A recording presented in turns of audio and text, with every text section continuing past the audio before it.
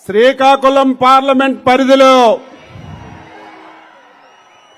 ఈరోజు జరుగుతున్నటువంటి రా కదలిరా కార్యక్రమానికి ముఖ్య అతిథి మనందరికీ అభిమాన పాత్రుడు ఇంకొక 50 రోజుల్లో ఆంధ్రప్రదేశ్ రాష్ట్రానికి కాబోయే ముఖ్యమంత్రి గారు శ్రీ నారా చంద్రబాబు నాయుడు గారికి వేదిక పైన ఉన్నటువంటి తెలుగుదేశం పార్టీ జనసేన నాయకులకి పార్లమెంటు నలుచెరగల నుంచి విచ్చేసినటువంటి సోదరి మల్లారా, తెలుగుదేశం పార్టీ కుటుంబ సభ్యులారా, జనసేన సైనికులారా, పాత్రికేయ మిత్రులారా, అందరికీ పేరు పేరున హృదయపూర్వకమైనటువంటి నమస్కారాలు, అభినందనలు తెలియజేస్తున్నాను.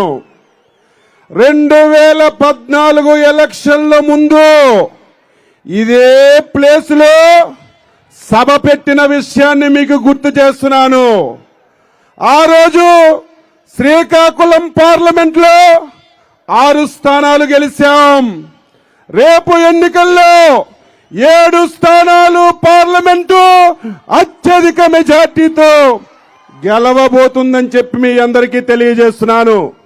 ఇదేదో సభ వచ్చింది కదా, మైకు దొరికింది కదా, తెలుగుదేశం పార్టీ అధ్యక్షుడిగా నేను చెప్పడం కాదు. స్వతంత్ర భారతదేశంలో ఆంధ్రప్రదేశ్ రాష్ట్రం ఏర్పడిన తర్వాత ఎంతో మంది ఈ రాష్ట్రానికి ముఖ్యమంత్రులుగా పనిచేశారు. కానీ ఇంత దుర్మార్గమైనటువంటి ముఖ్యమంత్రిని ఇంతవరకు ఎప్పుడూ ఆంధ్రప్రదేశ్ ప్రజలు చూడలేదు, భవిష్యత్తులో కూడా చూడబోరు అని చెప్పి మీ అందరికీ తెలియజేస్తున్నాను. ఏదైనా ఒక ప్రభుత్వం పైన, ఏదైనా ఒక ముఖ్యమంత్రి పైన 5 సంవత్సరాల పరిపాలనలో వ్యతిరేకత చూశాం. ఒక ప్రాంతమో, ఒక వర్గమో, ఒక కులమో వ్యతిరేకత చూశాము. కానీ ఫస్ట్ టైం 5 కోట్ల మంది ఆంధ్రులు చీగొడుతున్నటువంటి ముఖ్యమంత్రి జగన్మోహన్ రెడ్డి అని చెప్పి ఈ సందర్భంగా తెలియజేస్తున్నాను. ఆంధ్రప్రదేశ్ అంటే దేశానికి ఒక దిక్సూచి. ఆంధ్రప్రదేశ్ లో చంద్రబాబు నాయుడు ఏ నిర్ణయం తీసుకున్నా దేశంలో అన్ని రాష్ట్రాలు ఆదర్శంగా తీసుకొని అమలు చేసినటువంటి రోజులు మనం చూశాం. అటువంటి ఆంధ్రప్రదేశ్ ని దేశంలో ఎంత దారుణంగా ఈ ముఖ్యమంత్రి తయారు చేశాడో ప్రజలందరూ కూడా అర్థం చేసుకోవాలి. ఈ రాష్ట్రాన్ని 25 సంవత్సరాలు వెనక్కి తీసుకెళ్లిపోయాడు. ఒక్క అవకాశం అని చెప్పి మన జీవితాలని, మన బతుకులని చిన్నాభిన్నం చేశాడు. అందుకే రేపు ఎప్పుడు ఎన్నిక జరిగినా అచ్చెన్నాయుడు గారు 2 సంవత్సరాల నుంచి చెప్తున్నాడు. మళ్ళీ శ్రీకాకుళం రా కదలిరా సభలో చెప్తున్నాను, తెలుగుదేశం పార్టీ జనసేన 160 స్థానాలతో రాష్ట్రంలో అధికారాన్ని చేపట్టబోతుంది. ఈ విషయం మనకే కాదు, జగన్మోహన్ రెడ్డికి తెలుసు. జనసేన తెలుగుదేశం పార్టీ కలిసిన రోజే జగన్మోహన్ రెడ్డికి ప్యాంటు తడిచిపోయింది. నిన్న లేదు మొన్న 99 స్థానాలు చంద్రబాబు నాయుడు గారు మొదటి జాబితా రిలీజ్ చేసిన తర్వాతే వైసీపీ తట్టాబుట్టా సర్దుకునే కార్యక్రమాన్ని ప్రారంభించిందని చెప్పి మీ అందరికీ తెలియజేస్తున్నాను. ఆ రకంగా ఈ రాష్ట్రంలో ప్రతి ఒక్కరూ స్పందిస్తున్నారు. ఈరోజు వైసీపీలో ఉన్నటువంటి పిచ్చి కుక్కలు మాట్లాడుతున్నారు. జనసేన అధిపతి పవన్ కళ్యాణ్ గురించి మాట్లాడుతున్నారు, చంద్రబాబు నాయుడు గురించి మాట్లాడుతున్నారు. మా గురించి మాట్లాడే నైతిక హక్కు మీకెక్కడుంది? మాది ఒక రాజకీయ పార్టీ, పొత్తులు పెట్టుకుంటాం. ఎక్కడ పోటీ చేయాలో మేము నిర్ణయిస్తాం తప్ప మీకు మాకు అందులో మీకు సంబంధం ఏముందని చెప్పి తెలియజేస్తున్నాను. ఈరోజు రాష్ట్రంలో పరిస్థితులన్నీ కూడా మనం చూస్తున్నాం. ఈరోజు ఏ ఒక్కరమైనా సరే అధికారం గురించో పదవుల గురించో కాదు, రాష్ట్ర భవిష్యత్తు గురించి ఆలోచించాలి. రాష్ట్ర భవిష్యత్తు గురించి ఈ రాష్ట్రంలో చాలా మంది త్యాగాలు చేయవలసినటువంటి అవసరం ఉంది. పవన్ కళ్యాణ్ గారు, ఆయనకి నేను సెల్యూట్ కొడుతున్నాను. ఈ రాష్ట్రం ఇంత దారుణంగా తయారైంది. ఈ రాష్ట్రంలో ప్రజలు బతకడానికి అవకాశం లేనటువంటి పరిస్థితిని కల్పించాడు.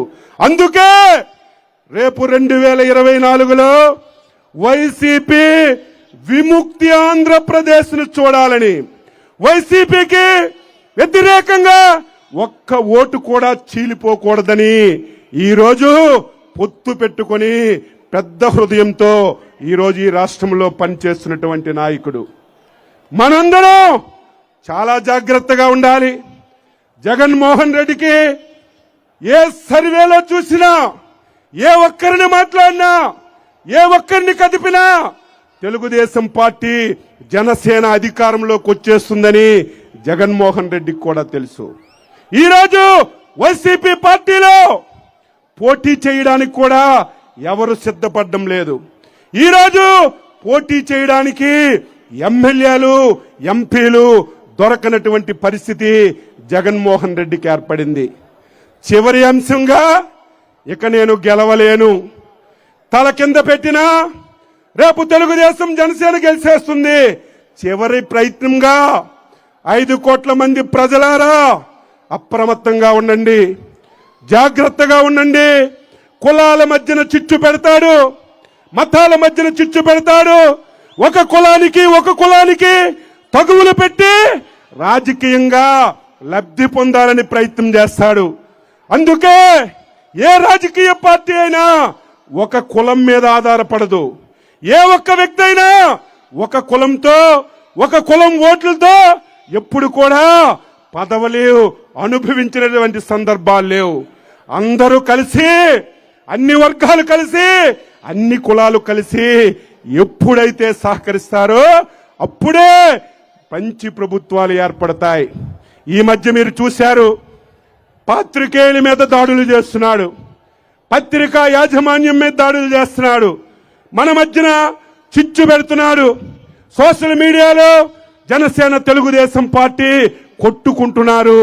సీట్లు సర్దుబాటులో వాళ్ళకి తగాదాలు అవుతున్నాయని పిచ్చి పిచ్చి ప్రారాపణలు ఈరోజు వైసీపీ వాళ్ళు పేలుతున్న విషయాన్ని కూడా మీరు గుర్తుపెట్టుకొని, శ్రీకాకుళం జిల్లా ప్రజలారా, సోదరిమల్లారా, ఈ 5 సంవత్సరాలు ఈ జిల్లాకి తీరని నష్టం జరిగింది.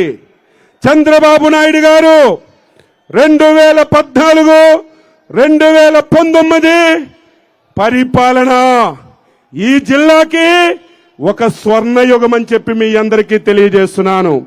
ఈరోజు మీరు గ్రామాల్లో ఎన్నికల ప్రచారానికి వెళ్తున్నారు, ఇంటింటికి తిరుగుతున్నారు.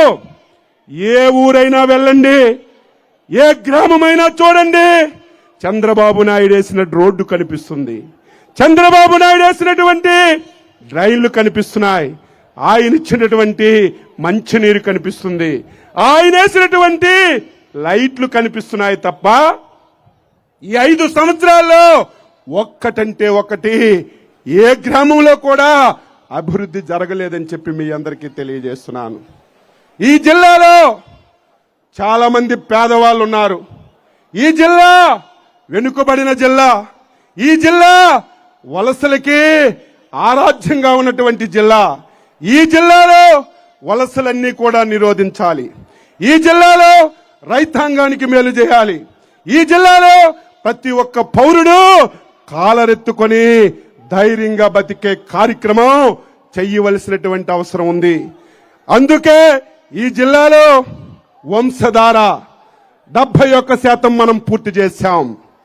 ఈ ప్రభుత్వం 5 సంవత్సరాల్లో 1% పూర్తి చేసింది. మట్టు వలస చంద్రబాబు నాయుడు గారు పూర్తి చేశారు. తోటపల్లి తెలుగుదేశం పార్టీ పూర్తి చేసింది.